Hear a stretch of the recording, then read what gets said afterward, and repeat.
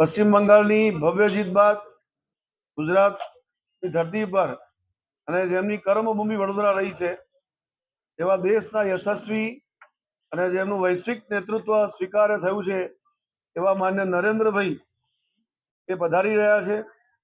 સરદાર ધામના છાત્રાવાસના લોકાર્પણમાં આવી રહ્યા છે ત્યારે વડોદરાના નાગરિકો દ્વારા આ પશ્ચિમ બંગાળની ભવ્ય જીત બદલ એમનું સ્વાગત અને અભિવાદન થાય એવા પ્રકારનો કાર્યક્રમનું આયોજન દિનાંક 11 મે 2026ના રોજ સોમવારે સાંજે 5:30 વાગે ગદા સર્કલ અરણીથી જૂના એરપોર્ટ સુધીનો રોડ શોનું આયોજન કરવામાં આવ્યું છે. આ રોડ શોની અંદર માન્ય પ્રધાનમંત્રીશ્રીનું સ્વાગત અને અભિવાદન નાગરિકો દ્વારા થવા જઈ રહ્યું છે. કુલ મળીને 15 સ્ટેજ દ્વારા અલગ અલગ રાજ્યોના સાંસ્કૃતિક કાર્યક્રમોની ઝાંખી દ્વારા સાંસ્કૃતિક કાર્યક્રમો પણ બતાવવામાં આવવાના છે અને ખૂબ મોટી સંખ્યામાં નાગરિકો આ ભવ્ય રોડ શોમાં ઉપસ્થિત રહીને માન્ય મોદી સાહેબનું સ્વાગત અભિવાદન કરવા જઈ રહ્યા છે.